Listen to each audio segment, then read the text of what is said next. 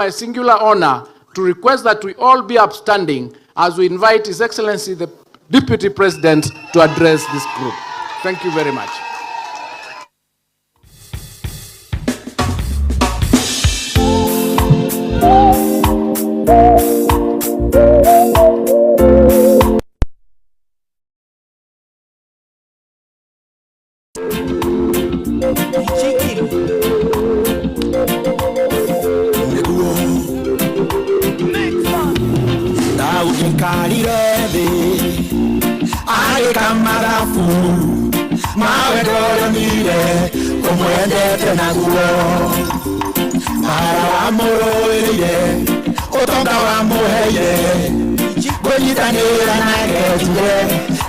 Weka mikono juu. Narora kule anyumete. Gona ngai moderi. Narora anyumete. Gona ngai moderi. Yamo igwa. Ona kule andiradi. Ngai moderi. Deme angalia maisha makwa. Wapinduru. Haya watu wa Muranga twende.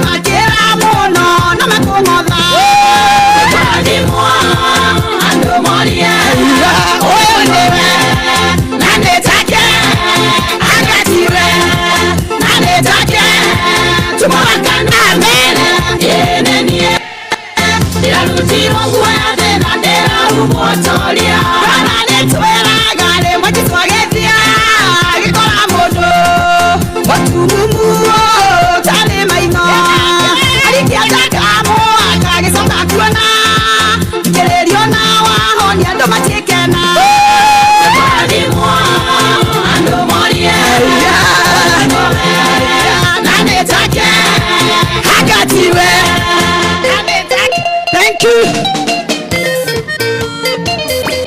Wapinduru. Haya DJ, unajua ukifanya hiyo kitu ni baya. Weka kidogo, si ndio? Haya twende kazi, weka makofi.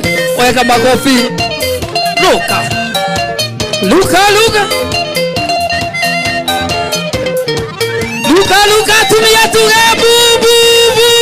Ahoro adekeira kalina bilibi. Erea he tonyo do.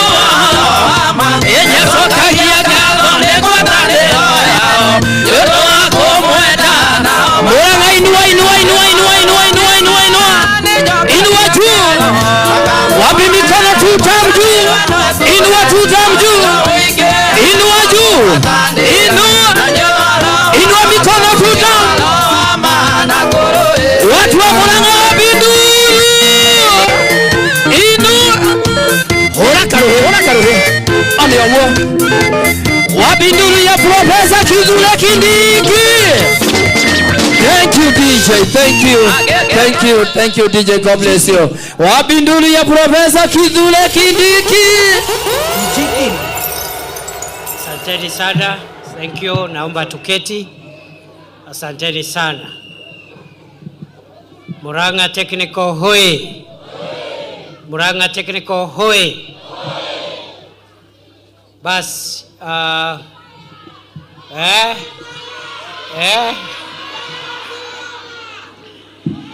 tutamalizia na hiyo fire. Wacha kwanza nishukuru viongozi wote ambao wamefika hapa, wanafunzi na wazazi ambao wamefika siku ya leo. And let me start by appreciating the good work that has gone to making this institution what it is today. And in particular, I want to thank the hard work of the principal and management of the school, the chair and the board, which is chaired by my brother, Professor Kagwanja, a friend of mine for many years. And I think the parents and the students, you've done a good job in 4 years, moving from 0 to 2,000 students. And I am happy that today, out of that 2,000 students, 481 are graduating. Congratulations, we wish you all the best. And we are looking forward to your contribution to the development of our country. Let me appreciate the teaching staff and the non-teaching staff and all stakeholders. And let me say the government takes education seriously. The government of Kenya considers education as one of the pillars of our national development and transformation.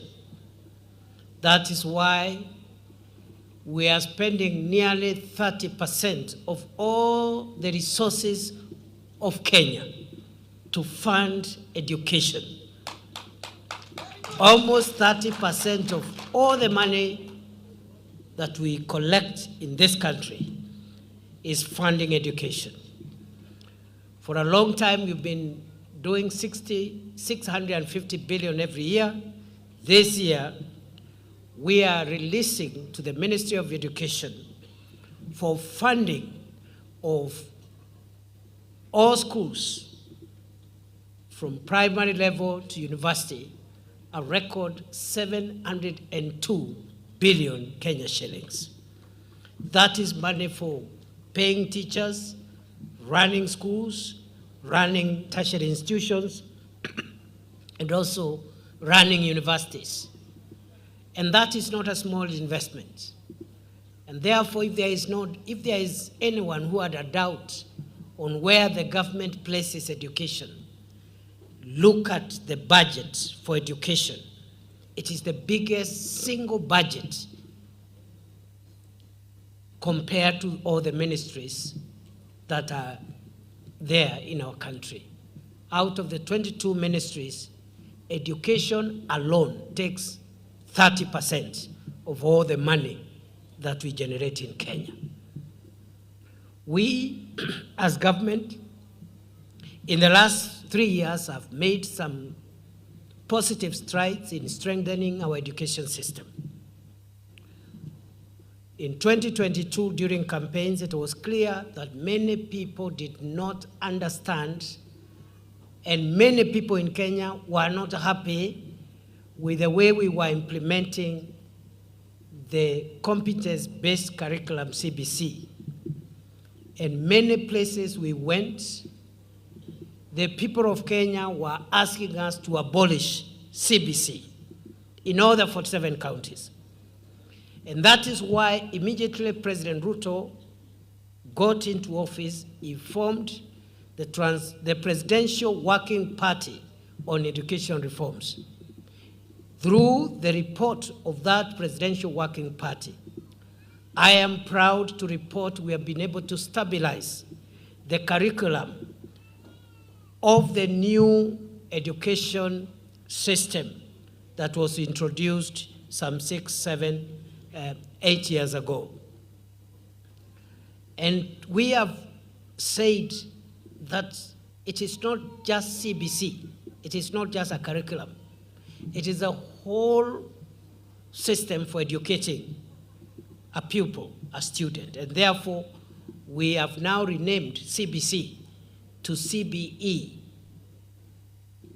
We have now transitioned that system from just a curriculum, from competence-based curriculum to competence-based education and training.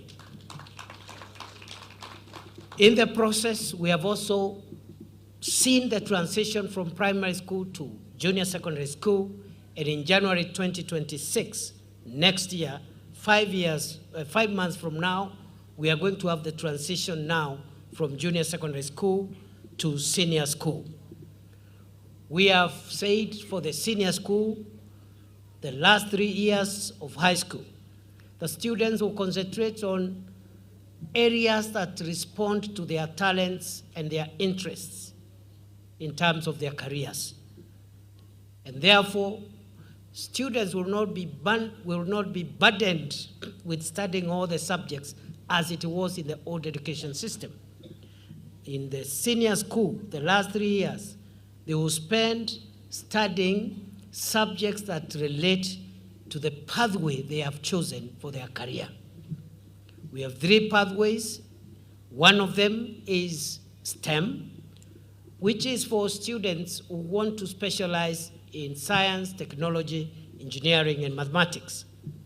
The second pathway is for those who want to study the social sciences, and the third one is for those who want to study for sports, arts, and the creative related disciplines, so that they spend the last 3 years of high school before they go to college on subjects that relate to them. I know there have been a bit of debate about mathematics, and what we have said is that in high school, the student will still study mathematics, but not mathematics in its pure form.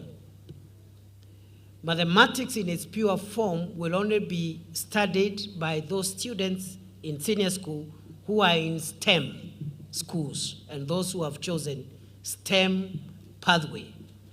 For the others, they will study applied mathematics, which is a simple mathematics just to assist you in your lives. But as I said the other day, someone who is doing sports and arts as a pathway, no need for that student to study pure mathematics in senior school, but they can study simple mathematics to assist them just with their simple daily activities. So we are reforming the curriculum. But we are also increasing the infrastructure for schools, colleges, universities. In the last 3 years, the government of Kenya has built 23,000 classrooms in junior and senior schools, basically in secondary schools and primary schools as well,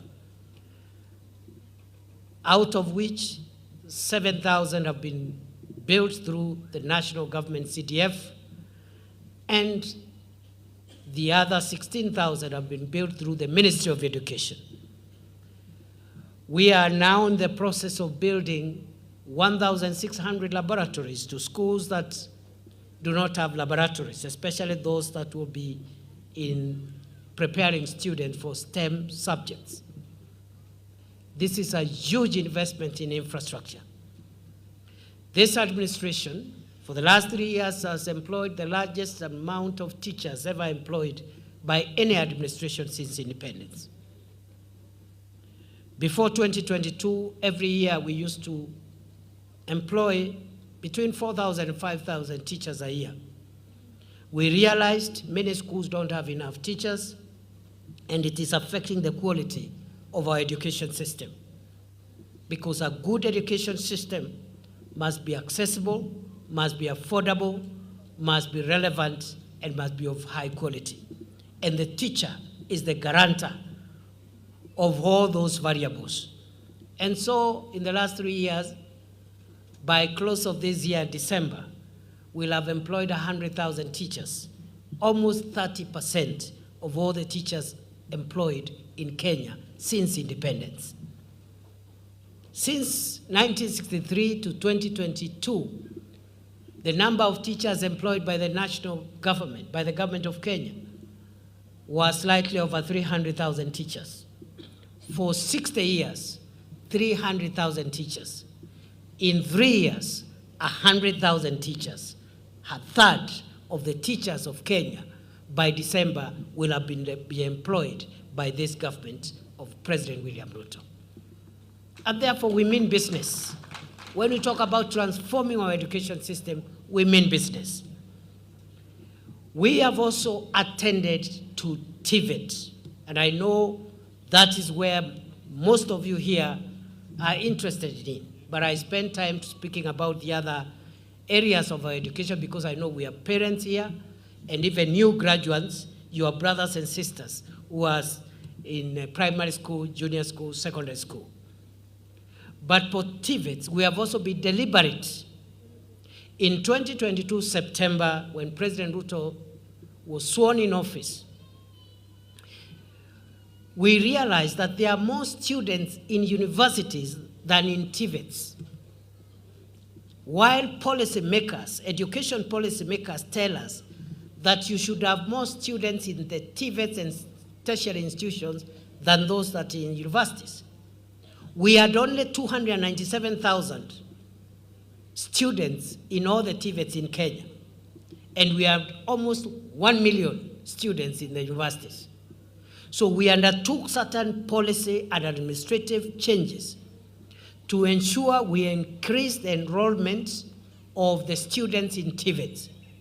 I am happy to report today, 3 years later, today, 3 years later, to the month, we have raised the number of TVET students from 297,000 to 700,000. We target that number to reach 1 million by the end of this year and to reach 2 million in the next 1 year. Again, we have democratized the curriculum in the TVETs so that today we want both full-time students in TVETs, but you can also have other people who are already in industry, many of them in Juakali, but they are not formally certified, to study and get certified and qualify.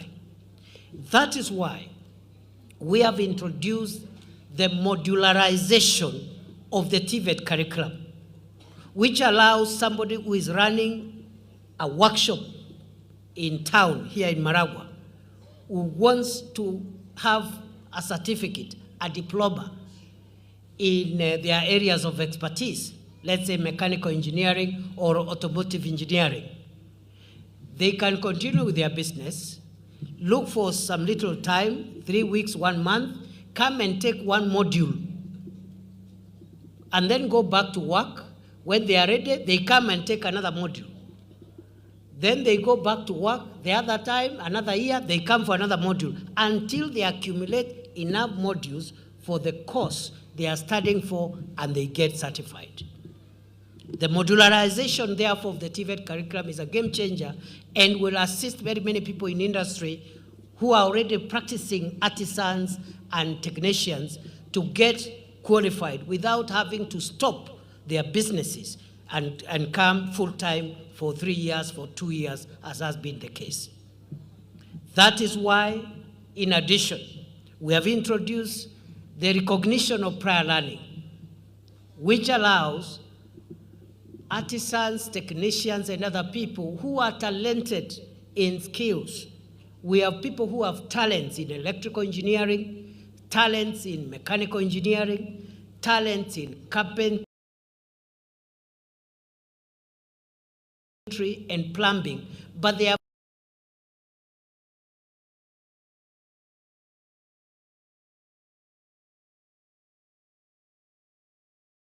and plumbing, but they have acquired that knowledge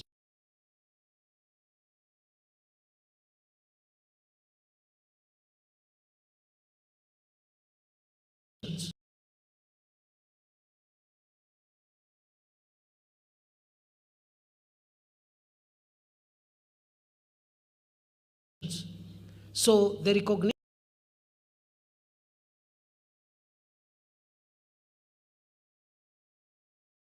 of prior learning policy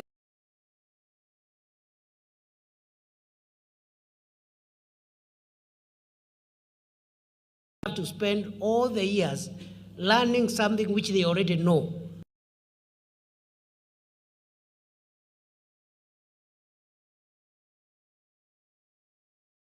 Quantified, and then they can be given the appropriate qualification. And we call that the recognition of prior learning. It is the practice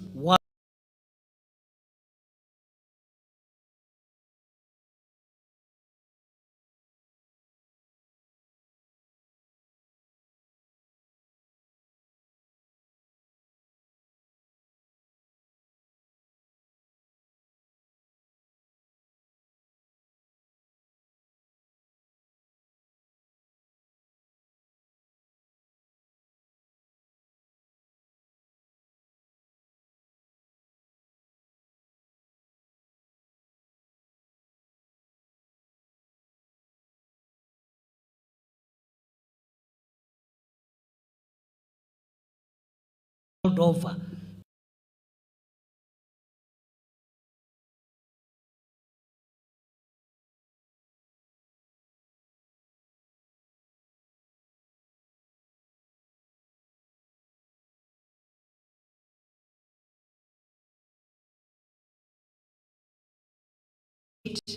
We are introducing a new policy.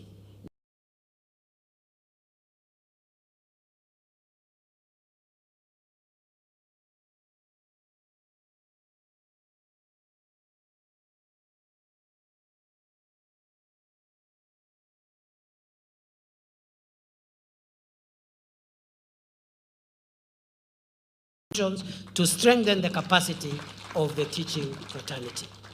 And I have asked the minister here, once the new tutors are employed, to give priority to Muranga Technical Training Institute, because I have been informed by Professor Kagwanja and the principal, you still have gaps in the available teachers, especially those that are employed by the Ministry of Education. So we are in progress, recruiting more teachers. We are also changing the curriculum. We are modularizing the curriculum. We are attracting industry players to study in TVET through the recognition of prior learning and the dual training policy. We are also making steady progress in equipment of our TVET. And those who have spoken before me have spoken about the need for equipment, and I agree with them fully. And therefore, as the requests were being made, I want to say some of them will be implemented as soon as possible. Others will take time because of procurement and budgetary planning purposes. But I want to commit that the government will provide this institution with vehicles for the driving school. And we have agreed with the minister that the principal should write today formally to the Ministry of Education requesting for a new truck for training, and then the additional equipment we can donate as the MP for the area was saying. We can also look for old vehicles from other government ministries to come and support the driving school in this institution and other institutions across the country. But for a start, we will provide a new truck for the driving school of Muranga Technical Training Institute. The request also, which was made by the Member of Parliament for this area and the other leaders about equipment for hospitality, I also want to commit that we are in the tail end of our phase 2 equipment, TVET equipment program, and we will prioritize this institution so that we provide you with adequate equipment for your hospitality department. When the equipment is ready, we will ask Mheshimiwa wa Maua, Mheshimiwa Betty, Mheshimiwa Kihongi, Mheshimiwa Sabina to come and deliver those equipment on behalf. So we mean business, and we are focused. We know what we need to do. Some of the things we've done, others we are doing now. What we have not done, we will do it, because we still have 2 years before the next election. So we are committed to make TVET what it should be. We have also assured the funding model for higher education protects the funding of TVET so that you have enough money to keep students in school. And therefore, today, it is my joy to celebrate with you, those of you who are graduating. And before I forget, a request also has been made for the road.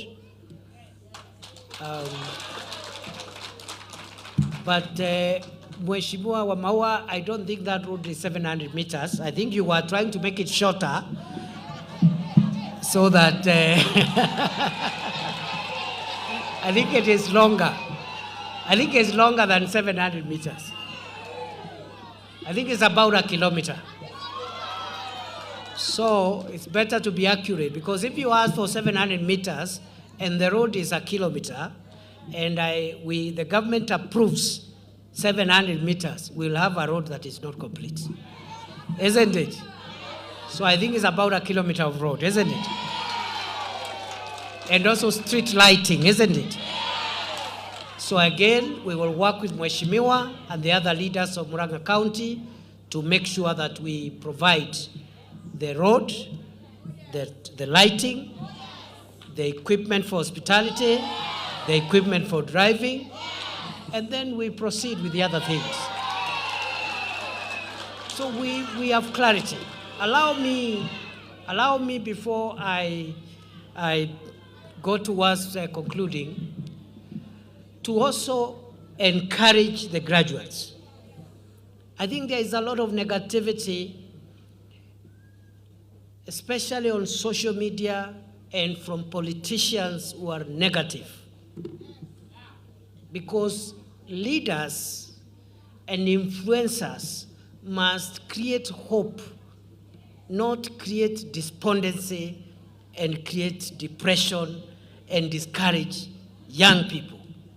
We must have hope in young people, see the potential they have and value them, and deliberately look for solutions of creating enough jobs and income opportunities for our youth, as opposed to discouraging them, telling them there are no jobs, telling them there is no hope.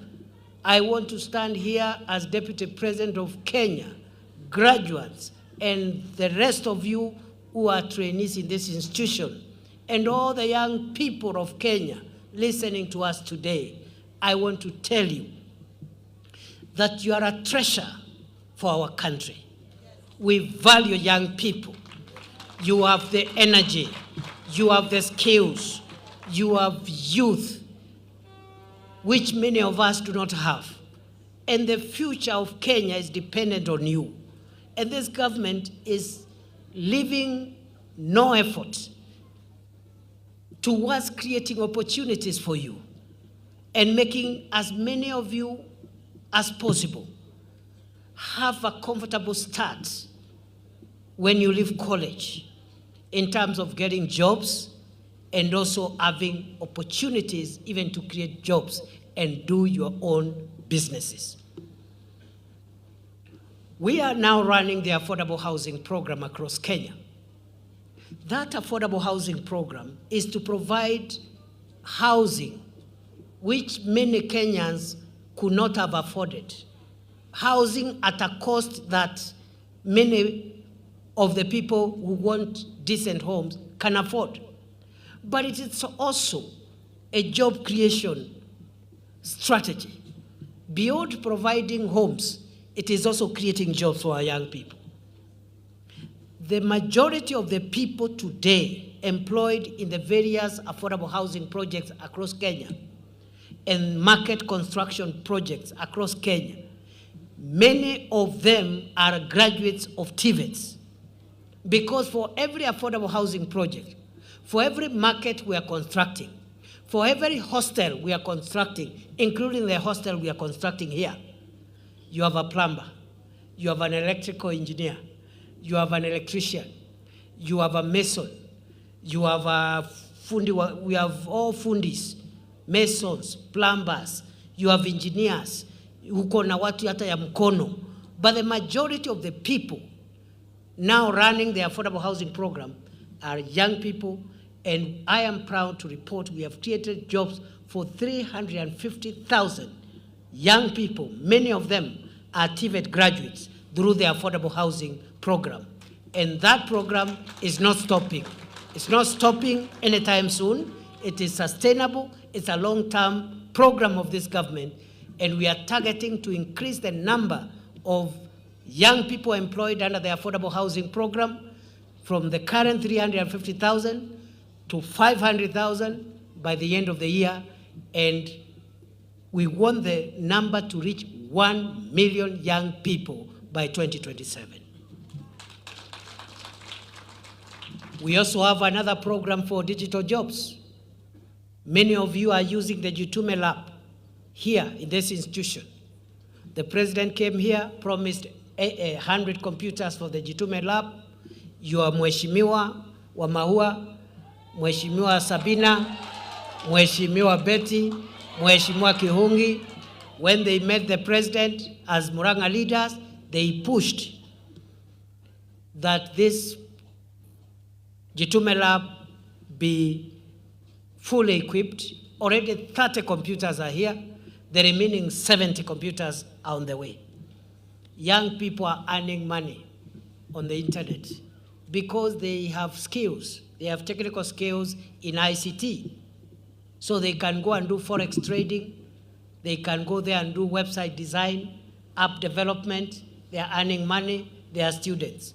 We want to increase the number of ICT hubs in Kenya so that in the digital hub space, we increase the number of young people who are currently earning money from digital jobs. We increase that number from the current 180,000 in Kenya to 500,000 in a year and to 1 million young people by 2027.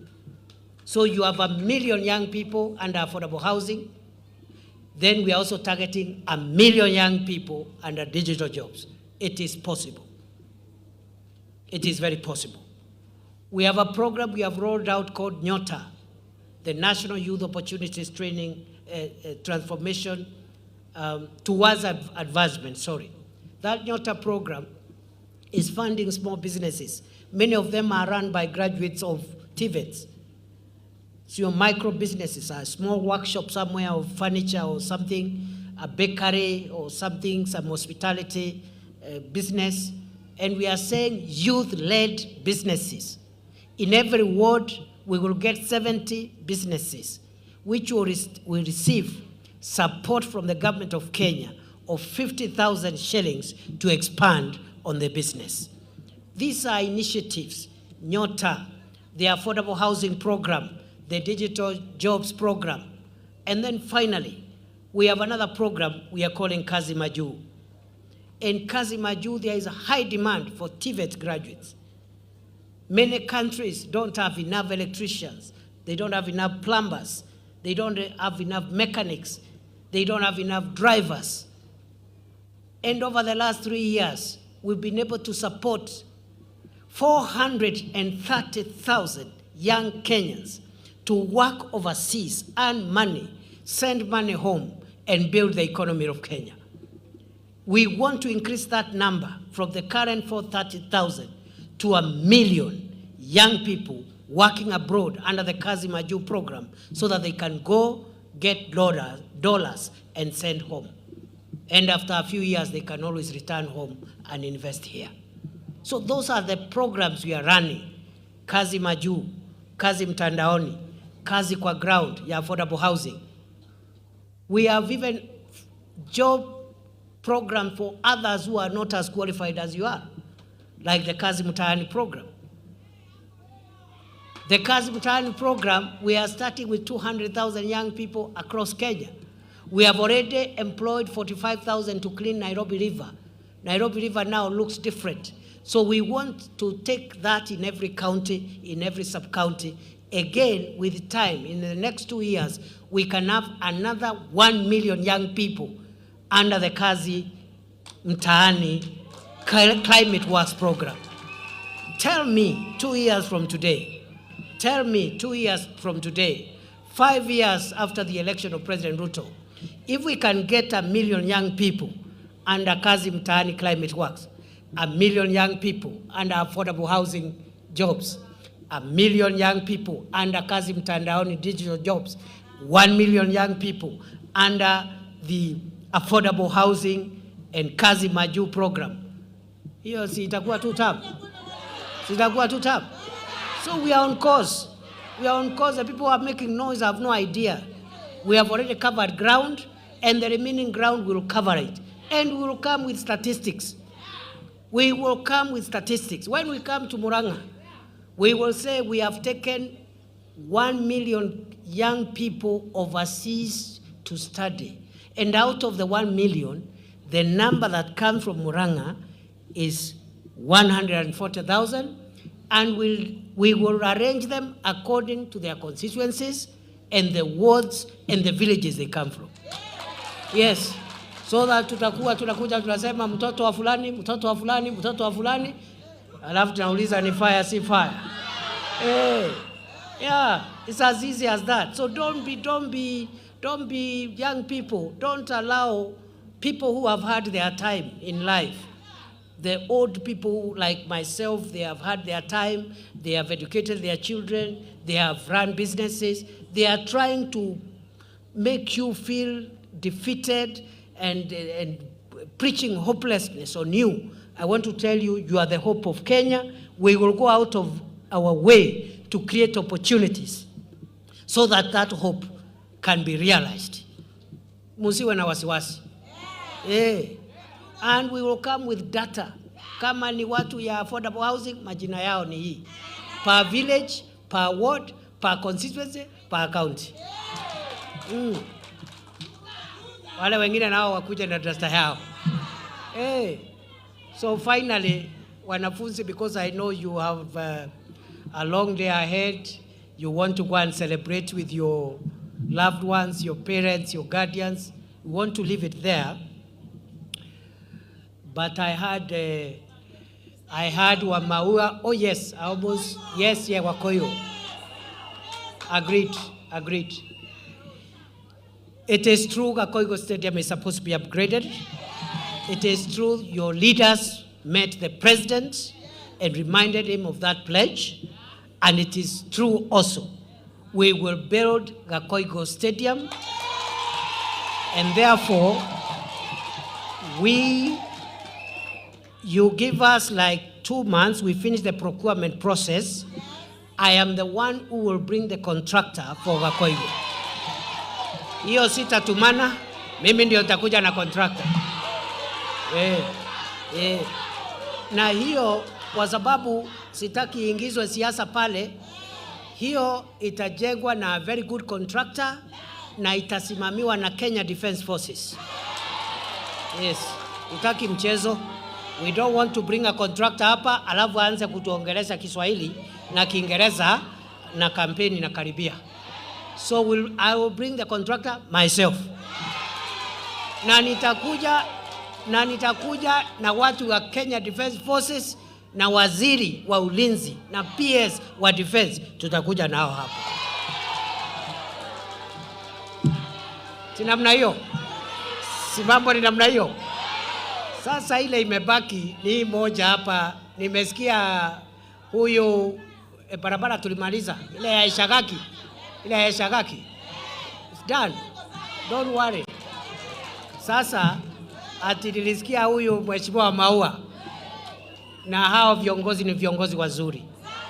Huyu wa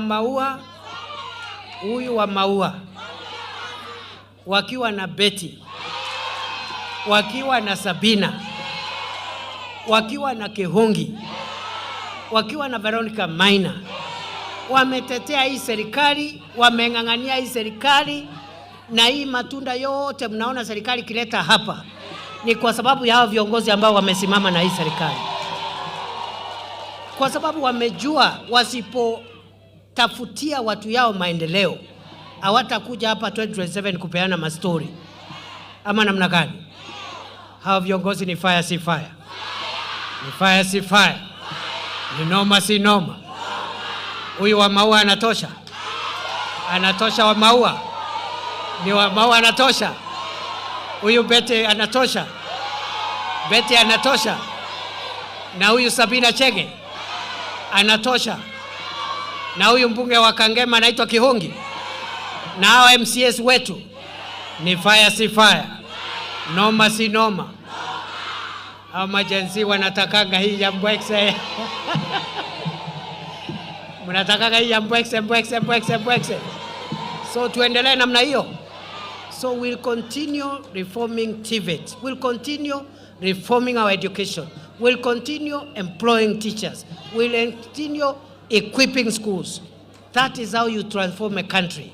So hii stadium tutajenga, the road, the lighting, the equipment of hospitality department, equipment of the driving department, and all the other requests that you have made. Si namna hiyo? So ya mwisho, hawa waheshimiwa nilisikia wakisema ati kuna bash. Hawa wamewapangia bash. Wamefanyia pati, nyinyi mapati. Walisema wamewafanyia. Walisema wanangojea masaa, waliwafanyia. Si walisema. Si nilisikia Bete sawa hapa akisema ameo. Ama alikuwa ananichochea. Alikuwa anachochea DP afanye kitu. Na yeye ni fire. Kumbe huyu Bete ni fire. Huyu wa mawe ni fire. Ni moto. Waendelee wasiendelee. Ati sasa mnataka bash. Lakini sasa vile tafanya ni sawa, tumekubali vile waheshimiwa wamesema, kwa sababu hawa wanakuwa na nyinyi kila siku. Mimi ndio niko hapa leo, si ndio? Si wanachoma jeshi kila siku. Lakini mimi unajua leo ndio nimekuja, nikiwasimamia iko makosa. Si nisimamia hao waheshimiwa leo, kwa sababu wako na nyinyi kila siku. Nifanye ile kitu. Nifanye ile kitu. Comrades power. Comrades power. Comrades power. Nifanye hiyo kitu. Nifanye ile kitu. Nifanye. Na mbona mlikuwa baridi hivi? Ama hiyo maneno ndio ilikuwa imefanya baridi? Naona sasa umechemuka. Alafu niwaulize sasa, tukifanya namna hii na tuajiri walimu na tulete hiyo mambo ingine tumesema, alafu hii mambo ingine ya bash tufanye, iko swali tena? Kuna swali ingine? Sinifaya ama itakuwa tu tabu? Are you sure? Ama mnanipanga tu? Ni fire si fire. Ni fire si fire. Noma si noma. Bas, kwa hivyo kwa heshima yenu, hata wazazi.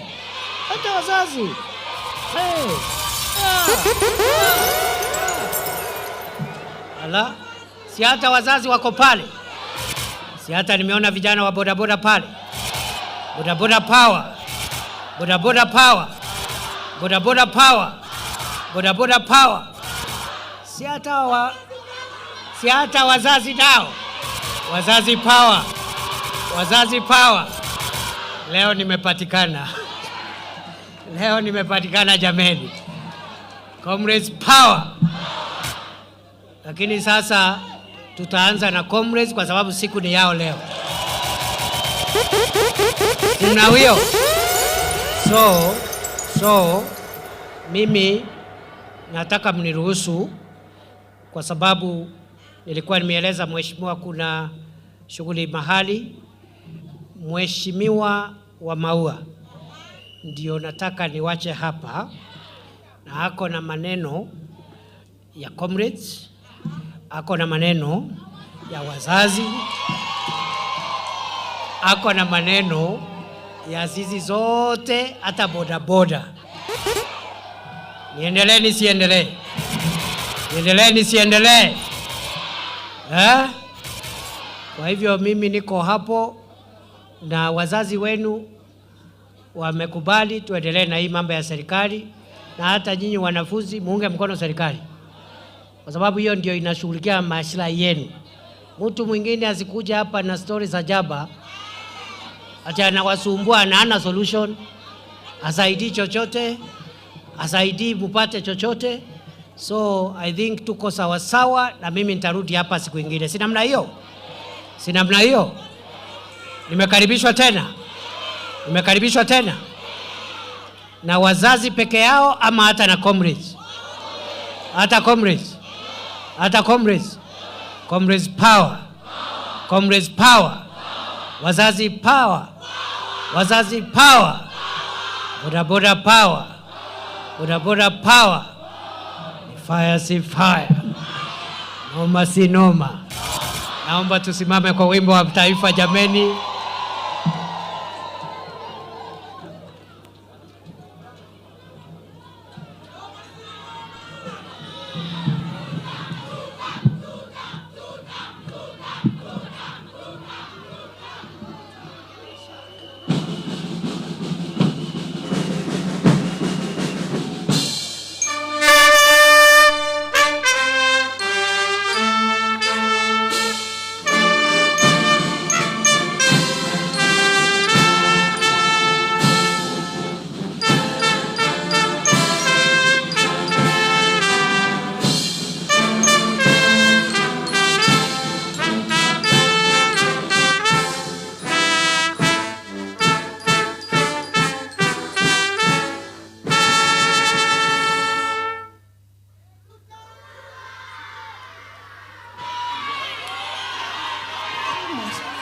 Asanteni sana, tafadhali naomba tuketi kwa utulivu.